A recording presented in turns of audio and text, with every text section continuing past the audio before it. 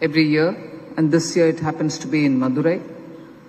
And you're talking about entrepreneurship beyond boundaries.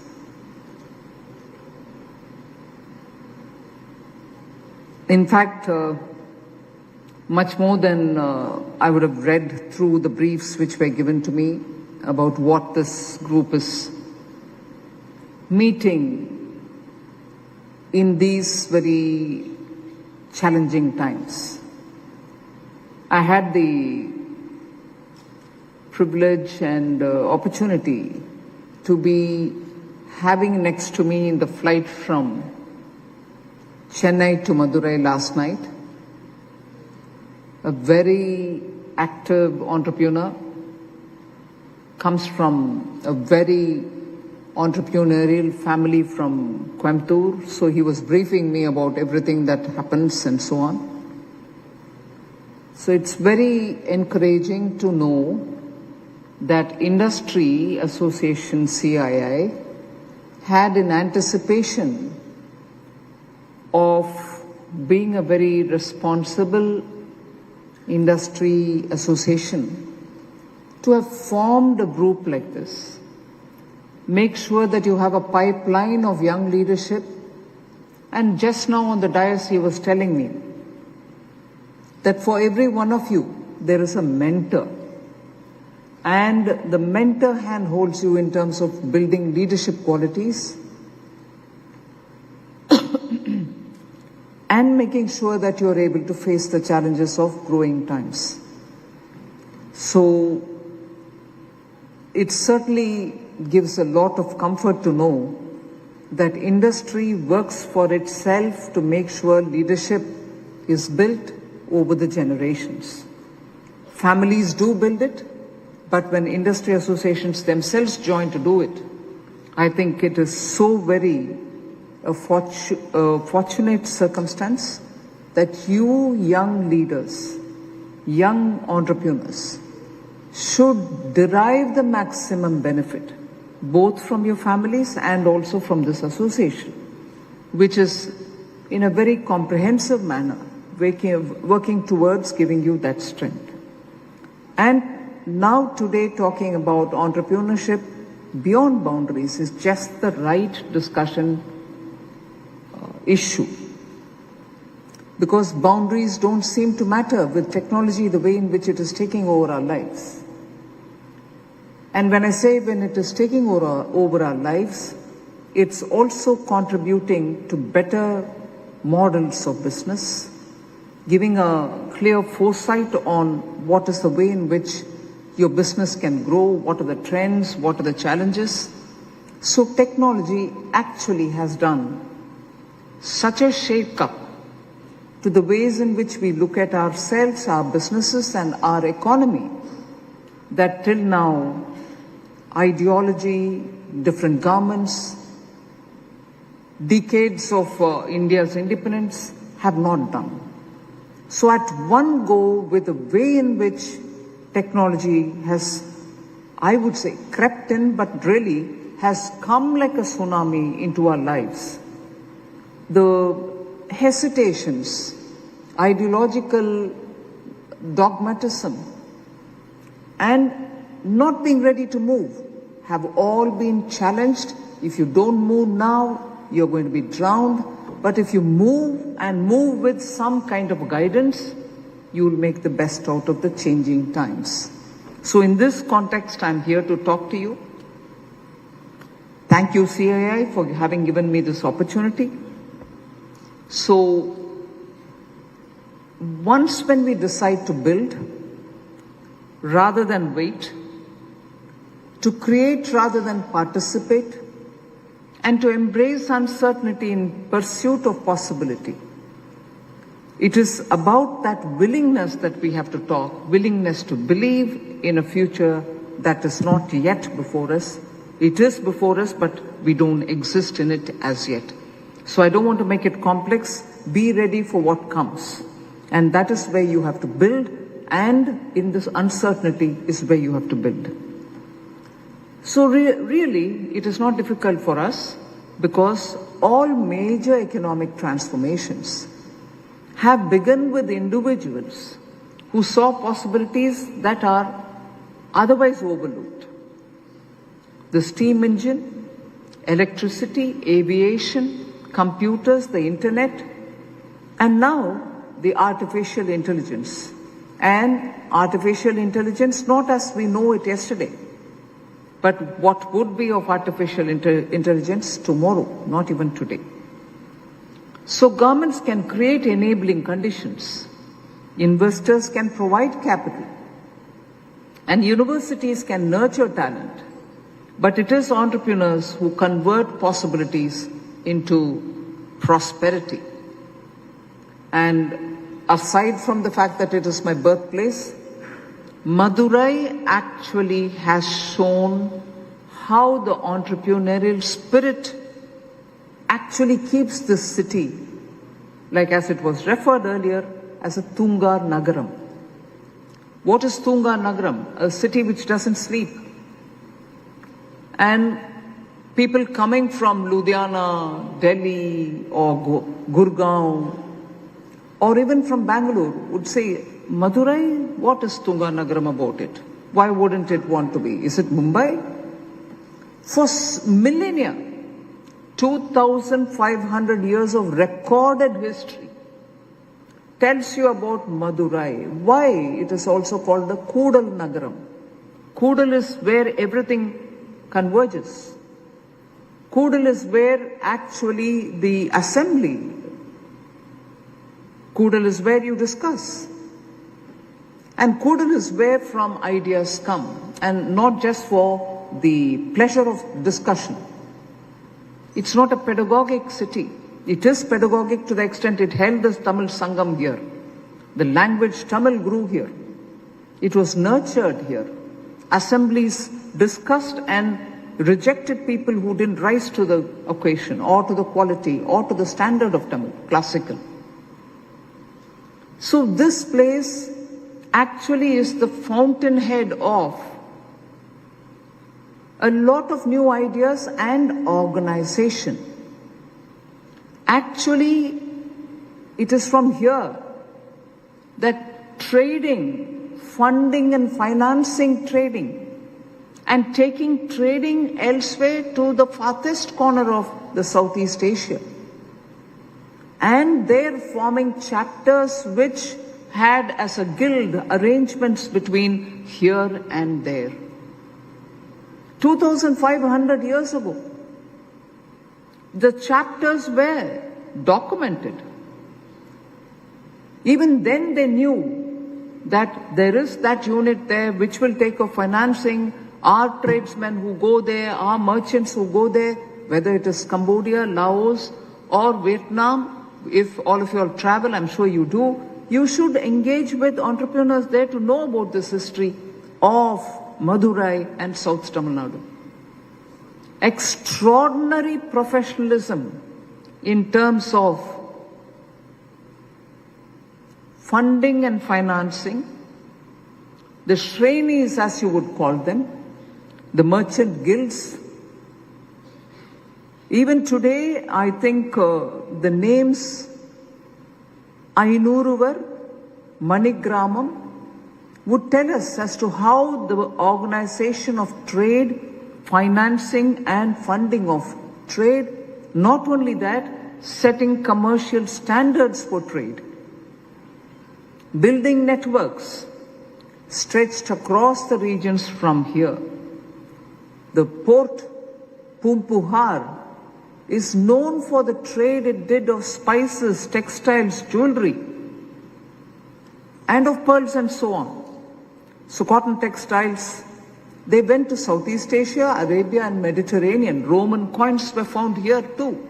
In fact, if you had the time, I would have said, although a couple of years ago there was a flood and it got eroded a bit, Adichanallur, the biggest excavation that you will see of that era when trade happened from here, when professional approach took federations like yours, associations like yours, from here to trade to different bodies. Of course, the creativity of using asset, monetizing it, and also building on it, were all something which was naturally found in this region. So you're actually locating yourself and talking on the soil, from the soil, which periodically adapted itself to changes. And today you are sitting here to adapt yourself to the next level of change because of technology.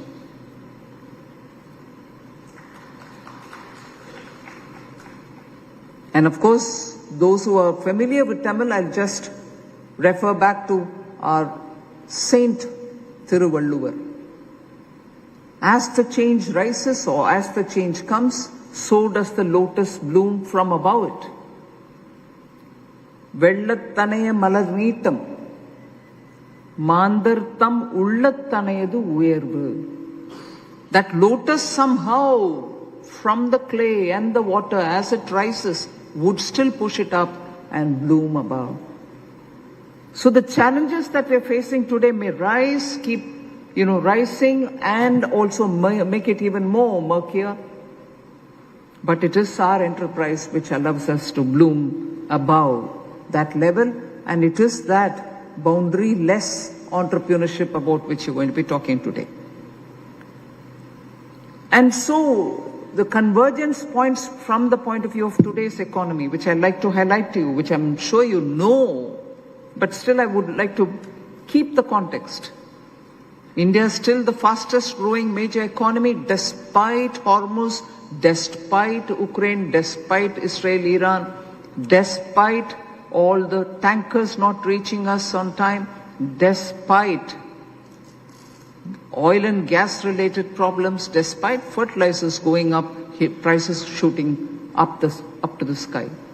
We are still the fastest growing economy purely because of entrepreneurs like you and the citizens of the country.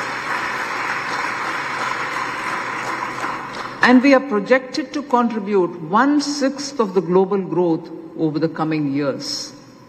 It need not just be 1/6.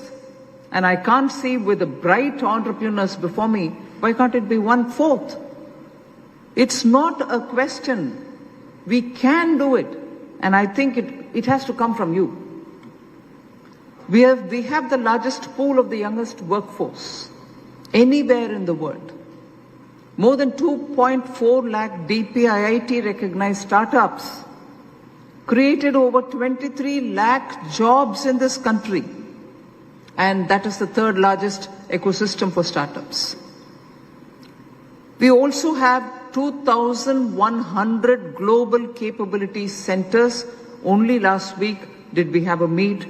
Chandrajit was there. We were talking about more global capability centers, going now to tier 2 and tier 3 cities, no more just in the metropolitan. And our digital public infrastructure has become an international benchmark. The UPI processes more than 20 billion transactions every month. Look at the activity. Transactions are happening, and digital transactions alone are 20 billion per month from us, from India. So the economic buzz is here. So new opportunities are coming for ambitious Indians, entrepreneurial Indians. But the barriers that once separated talent from opportunity are steadily diminishing. Geography, of course, still matters, but imagination matters far more. Imagination to exploit the available technology in your favor.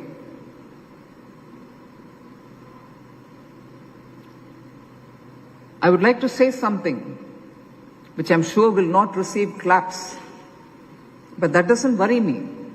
But I think it's my duty to say it. And at least Chandrajit will agree with me, if not others. This generation must overcome hesitation, must overcome that little hesitation to take risk. And I say this because You're far more well endowed, well equipped. The world is a lot more transparent and open. You can access information and so you can access resources as well. India, at least 30 years ago, was not similarly placed. You had to go seek information, you had to meet people, you had to go places, you had to contact people. And that was not direct, you didn't even know that they existed. You had to find ways to say, oh, there is this person who will be the ultimate word on my business. And then made your links and went about meeting, went about talking, went about identifying opportunities. Today, it's all available on your phone. Time saved, money saved, multitude of advice. So you already are well fitted. I'm not using just this one particular thing, I can tell you many more. India is electricity surplus. 30 years ago, you will search for that state which can give us some electricity, or you will probably be buying gadgets to store captive plants within your units. None of that worries you today. A telephone connection, this generation will not believe it. You had to seek an MP's recommendation to get a BSNL line in your house. I'm not giving you stories of hardship, but these are realities which India has overcome in the last 20, 30 years, and today everything is available at the press of a button. So this generation, I'm glad, is better equipped, better positioned to do the leapfrog. But are you ready? And what is stopping you? Where is the hesitation coming from? There is a hesitation, you can't deny that. So I want this entrepreneur gathering, which is talking about entrepreneurship beyond the boundaries, at a time when technology is at your call, to get over that hesitation. India is the place to be. India is the place to do business. And India is the place giving you a steady government, steady policy, certainty in taxation, and above all, an approachable government which responds to you. So what else? I was recently in France. The entrepreneurs there met me and said they would want to link with India's MSMEs. The ambassador, Indian ambassador in France, told me that, ma'am, we'll have to devise a way in which our entrepreneurs and French entrepreneurs can work together. You should be approaching, you young entrepreneurs, this particular organization, the YiFi, is it? YiFi, YiFi, should, I'm telling you, contact the Indian ambassador in France and say, get all the French entrepreneurs to come here, we are willing to meet them. You can say so many more things to them, and of course hear them.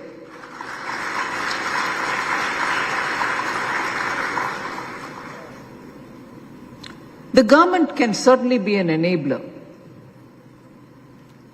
Since 2014, and I'm grateful for the leadership of Prime Minister Modi, he has sought to redefine the role of government openly, in conversation with you, from being a controller of enterprises to becoming an enabler of enterprises. So through various steps, we've tried to keep that facilitator's role active, create an ecosystem where ideas have a good chance of succeeding. We have worked to build that environment, and through greater formalization, about which many of us have spoken, the digitization, I've just now mentioned about the UPI transactions. NPCI is taking all the QR codes from India also to many places. Eiffel Tower, you stand there, you can pay through our QR code. So greater formalization, simplifying procedures, digitization, regulatory reform have all made it easier for business to start, operate and expand. There is an unprecedented investment, particularly from the public, from the government sector, in roads, in railways, ports, airports, logistics and digital connectivity. And this has actually reduced distances. There are no borders between the states. GST law has come. There is one nation, one tax, improved competitiveness, connected enterprises to national and global markets. So it is the time for businesses to come forward and take that risk to say, I'm going to build, I see a market potential. There are newer sectors for which government is giving the support, the sunrise sectors as we call them.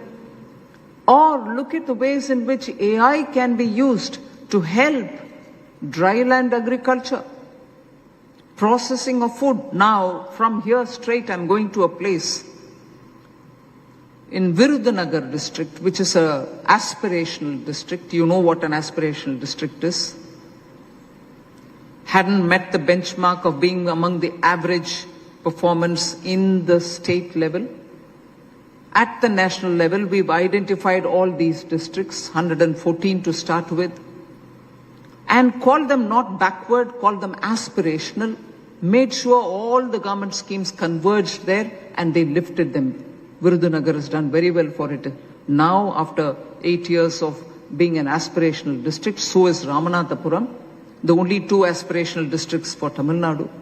I'm going to Virudhunagar because I'm so happy to say this.